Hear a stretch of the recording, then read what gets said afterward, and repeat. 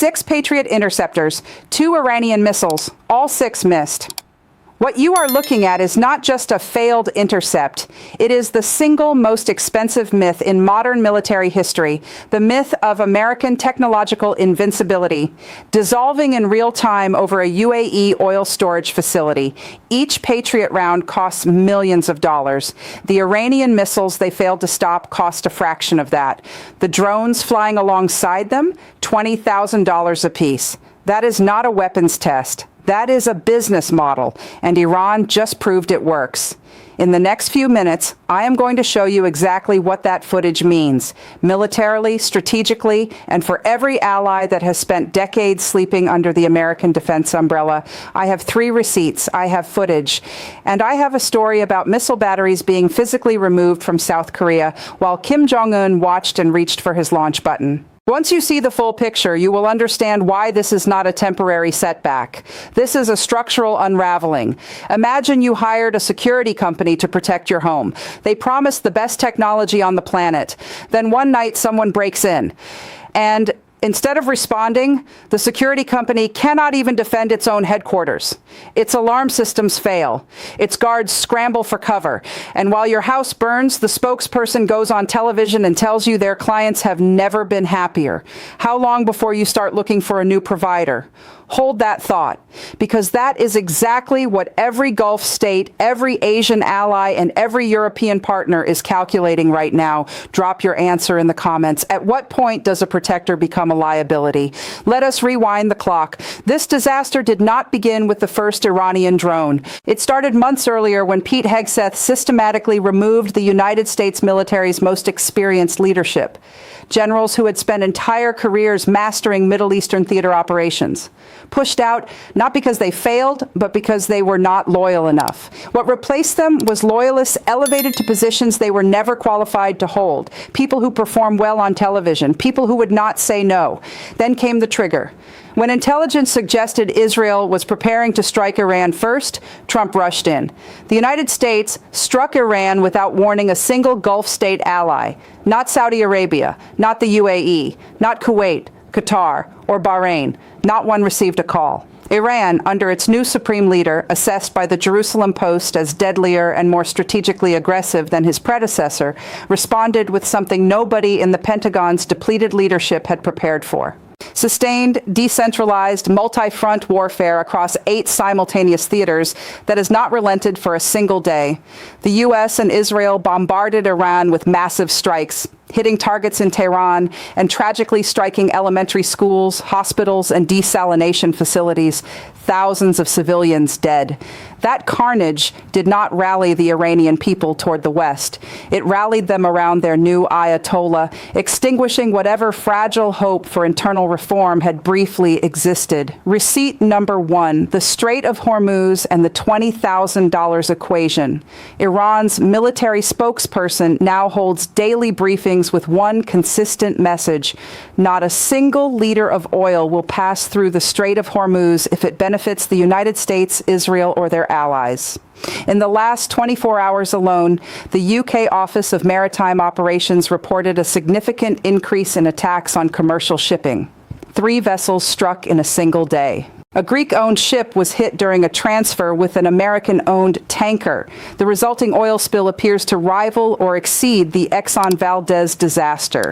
When Trump says the strait is perfect and his energy secretary briefly posts that the Navy is conducting safe escorts before quietly deleting it, you do not need an intelligence briefing. You just need eyes. Iran is not just blocking the strait. Iran is draining it. Every tanker anchored outside that choke point is a barrel that does not reach a refinery. Every barrel that does not reach a refinery becomes $1 added to what you pay at the pump, at the grocery store, for anything transported by road or sea. And Iran has already signaled the Red Sea is next, with senior Iranian officials telling Al Jazeera directly that if Washington makes another strategic mistake, another strait faces the same fate. 2 choke points, 1 strategy. The American response so far has been to delete tweets and call it a miscommunication. Receipt number 2, the THAAD batteries are gone. And Kim Jong-un just noticed. South Korean media is broadcasting footage of THAAD missile defense systems, promised to South Korea to defend against North Korean aggression, being physically removed from Korean soil and shipped to the Middle East.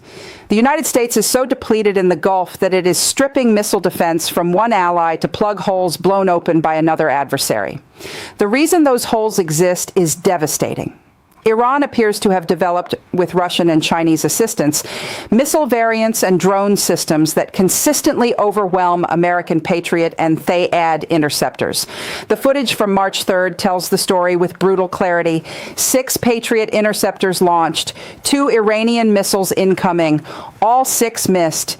Each Patriot round costs millions. The Iranian drones flying alongside those missiles cost $20,000 apiece. And here is the strategic nightmare nobody wants to say out loud. How many of those drones are decoys? Cheap, unarmed platforms designed specifically to drain billion-dollar interceptor stockpiles before the real strike arrives. We do not know, but if the systems were performing, they would not be pulling batteries from the Korean peninsula.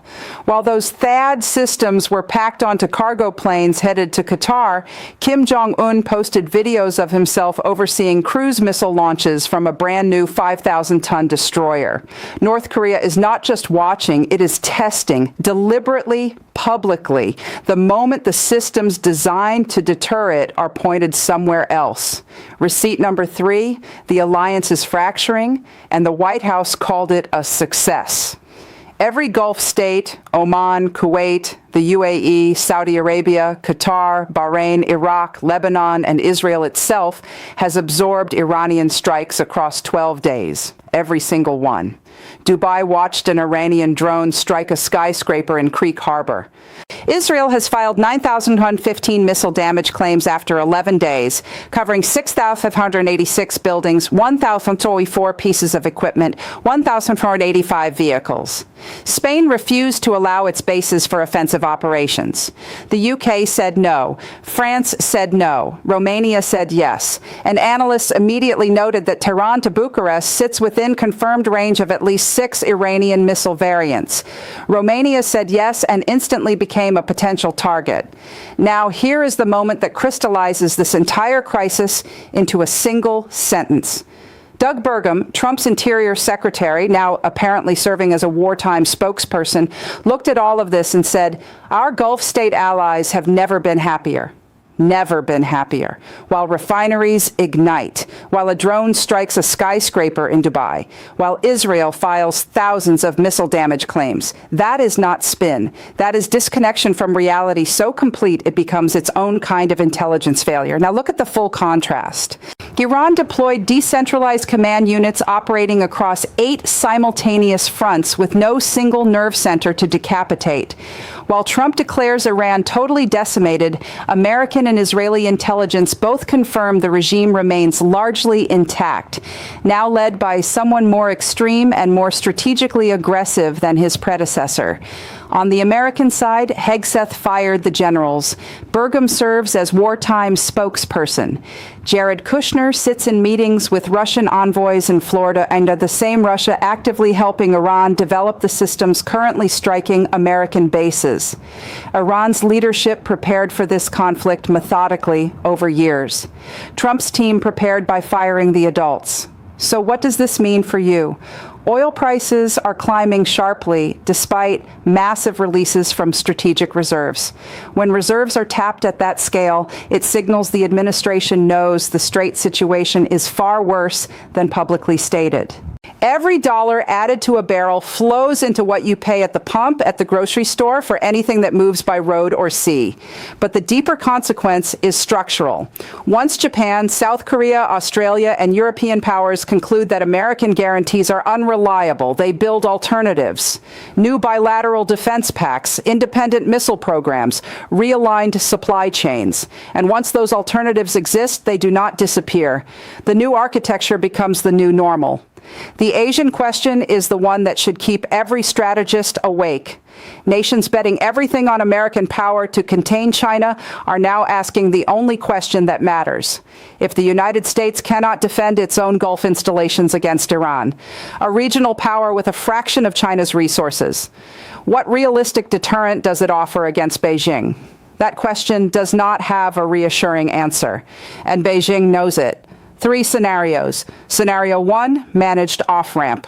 Back channels produce a ceasefire. Both sides claim victory. Oil stabilizes. But the structural damage does not reverse. The new bilateral arrangements, the independent defense programs, the alternative supply chains, those become permanent features of the landscape. Scenario 2. Domino realignment. South Korea accelerates independent missile defense. Japan fast-tracks constitutional revision. Gulf states openly purchase Russian and Chinese systems. A multipolar defense architecture emerges where America is still powerful, but no longer the single organizing center. Analysts consider this the most structurally probable outcome. Scenario 3.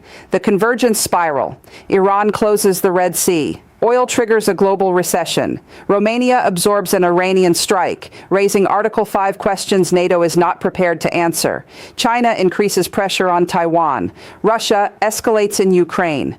Multiple crises converge simultaneously, and an administration that fired the generals lacks the institutional depth to manage any single one of them, let alone all at once. You can possess the most advanced weapon systems ever built, but in the hands of people who fired the experts and elevated loyalty over competence, even the most sophisticated military can be fought to a standstill by a determined adversary deploying $20,000 drones in coordinated waves. Iran did not start this conflict to win a war. Iran started it to win an argument. That American military dominance is partly performance. That the right adversary, with the right strategy and enough patience, could expose the gap between the legend and the reality. On March 3rd, over a UAE oil storage facility with 6 Patriot interceptors streaking skyward and 2 Iranian missiles sailing straight through them, Iran won that argument. Did Iran expose the fragility of American power, or did Trump shatter it himself by firing everyone who knew how to protect it? Is this a temporary crisis, or the opening chapter of an irreversible restructuring? And if you are sitting in Tokyo, Seoul, Canberra, or Berlin tonight, watching THAAD batteries leave Korea while Kim Jong-un films missile tests from a new destroyer, what exactly is your plan B? Drop your answers in the comments. I read every single one. Subscribe, because the next chapter is coming fast. This story is not slowing down. Do not look away. This content is commentary and analysis for informational purposes only. It does not constitute financial, legal, or geopolitical advice. Consult qualified professionals before making any decisions based on the topics discussed.